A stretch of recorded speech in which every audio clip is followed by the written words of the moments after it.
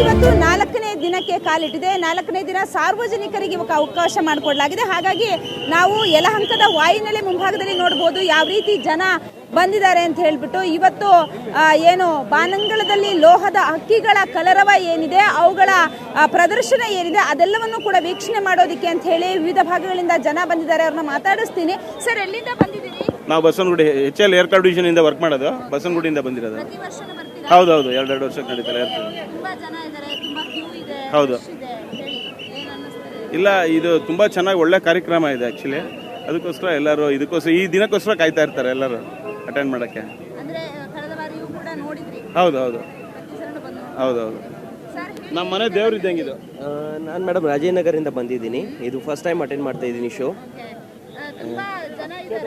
ಜನ ಇದ್ದಾರೆ ಮೇಡಮ್. ಈಗ 2 ಇಯರ್ಸ್ಗೆ ಒಂದೇ ಸಲ ಎಕ್ಸಿಬಿಷನ್ ಆಗುತ್ತೆ. ಜನ ಇರ್ತಾರೆ, ಸ್ವಲ್ಪ ನಾವು ಬೇರೆ ಮಾಡಬೇಕು.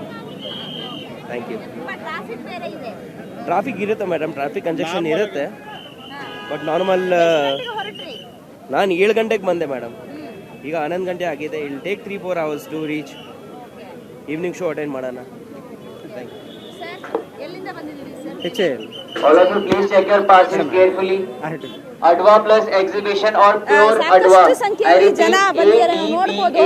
ಯಲಹಂಕ ಏನು ವಾಯುನೆಲೆ ಮುಂಭಾಗದಲ್ಲಿ ಕ್ಯೂ ನಲ್ಲಿ ನಿಂತಿದ್ದಾರೆ ಜನ. ಅಂದ್ರೆ ಇವತ್ತು 2 ದಿನ, ಇವತ್ತು ಮತ್ತೆ ನಾಳೆ 2 ದಿನ ಸಾರ್ವಜನಿಕರಿಗೆ ಅವಕಾಶ ಕಲ್ಪಿಸಿಕೊಡಲಾಗಿದೆ. 3 ದಿನಗಳ ಕಾಲ ಅಂದ್ರೆ ಇನಾಗ್ರೇಷನ್ ಬಿಟ್ಟು ಇನ್ನು 2 ದಿನ ಗಣ್ಯರಿಗೆ ಅವಕಾಶ ಇತ್ತು. ಅದರ ಜೊತೆಗೆ ಒಂದಷ್ಟು ಸಮಾವೇಶಗಳು ಕೂಡ ಇತ್ತು, ಚರ್ಚೆಗಳು ಕೂಡ ನಡೆದವು. ಅದರ ಜೊತೆಗೆ ಇವತ್ತು ಮತ್ತೆ ನಾಳೆ 2 ದಿನ ಇದು ಏರ್ ಶೋವನ್ನ ಸಾರ್ವಜನಿಕರಿಗೆ ಅಂತ ಮಾಡಿಕೊಡಲಾಗಿದೆ. ಹಾಗಾಗಿ ಒಂದು ಕಡೆ ಟ್ರಾಫಿಕ್ ಬಿಸಿ ಕೂಡ ಜನರಿಗೆ ತಟ್ಟಿದೆ. ಅದರ ಜೊತೆಗೆ ಸಾಕಷ್ಟು ಸಂಖ್ಯೆಯಲ್ಲಿ ಜನ ಕೂಡ ಬಂದಿರುವಂತದ್ದು. ಮೇಡಮ್, ಎಲ್ಲಿಂದ ಬಂದಿದ್ದೀರಿ? ನಮ್ದು ದೇವನಹಳ್ಳಿ. ಓಕೆ, ಇಷ್ಟು ಬಿಸಿಲಿದೆ, ಬಿಸಿಲಲ್ಲೂ ಏರ್ ಶೋ ನೋಡಬೇಕು ಅಂತ ಅನಿಸ್ತಿದ್ಯಾ? ಆಕ್ಚುಲಿ ಬರ್ಬೇಕಾದ್ರೆ ಬರ್ಬೇಕು ಅನಿಸ್ತಾ, ಅದಕ್ಕೆ ಬಂದ್ವಿ. ಬಿಸಿಲು ನೋಡಿ ಬೇಡ ಅನ್ನಿಸ್ತಿದ್ಯಾ? ಏನಿಲ್ಲ ಮೇಡಮ್, ಓಕೆ, ಖುಷಿ ಆಗ್ತಿದ್ಯಾ? ಪ್ರತಿ ಏರ್ ಶೋಗೂ ಬರ್ತೀರಾ? ಇಲ್ಲ, ಇದೆ ಫಸ್ಟ್ ಟೈಮ್ ಬಂದಿರೋದು.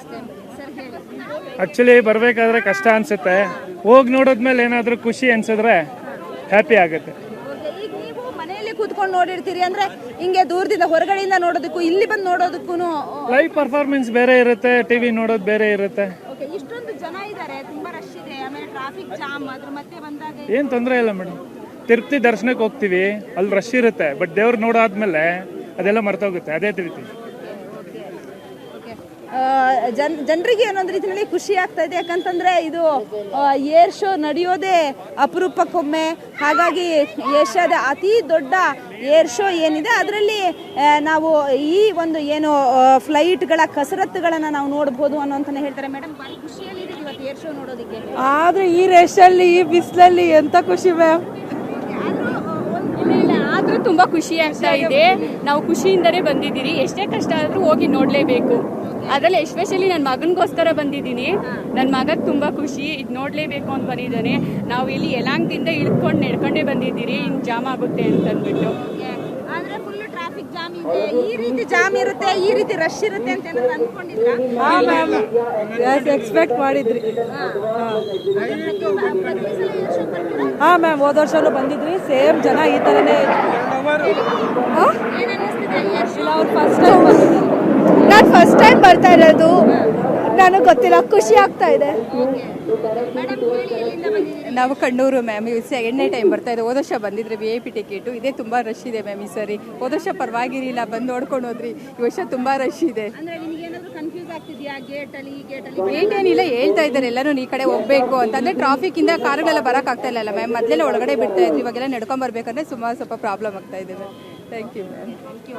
ಜನ ಅಂತೂ ತುಂಬ ಖುಷಿಯಾಗಿದ್ದಾರೆ. ಯಾಕಂತಂದರೆ ಏರ್ ಶೋವನ್ನು ನೋಡೋದೇ ಒಂದು ರೀತಿಯಲ್ಲಿ ಖುಷಿ. ಯಾಕಂತಂದರೆ ಹೊರಭಾಗದಿಂದ ನಾವು ನೋಡೋದಕ್ಕೂ ಲೈವ್ ಆಗಿ ನೋಡೋದಕ್ಕೂ ಕೂಡ ಡಿಫ್ರೆನ್ಸ್ ಇರುತ್ತೆ. ಹಾಗಾಗಿ ಬಿಸಿಲಿದ್ರೂ ಪರವಾಗಿಲ್ಲ, ಟ್ರಾಫಿಕ್ ಇದ್ರೂ ಪರವಾಗಿಲ್ಲ, 2 ದಿನ ಅವಕಾಶ ಮಾಡಿಕೊಂಡಿದ್ರೆ ಅದರಲ್ಲಿ ಬಂದು ನಾವು ಏರ್ ಶೋವನ್ನು ನೋಡ್ಕೊಂಡು ಹೋಗ್ತೀವಿ ಅನ್ನುವಂಥ ಮಾತನ್ನು ಹೇಳ್ತಾ ಇದ್ದಾರೆ. ಬೆಂಗಳೂರಿನಿಂದ ಕ್ಯಾಮ್ರಾ ಪರ್ಸನ್ ಅಂಜನ್ ಮೂರ್ತಿ ಜೊತೆಗೆ ಮಮತಾ ಮರ್ದಾಳ, ಏಷ್ಯಾನೆಟ್ ಸುವರ್ಣ ನ್ಯೂಸ್.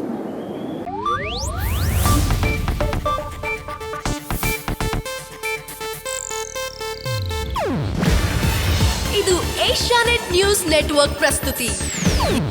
ನೀವು ನೋಡ್ತಿದ್ದೀರಾ ಏಷ್ಯಾನೆಟ್ ಸುವರ್ಣ ನ್ಯೂಸ್.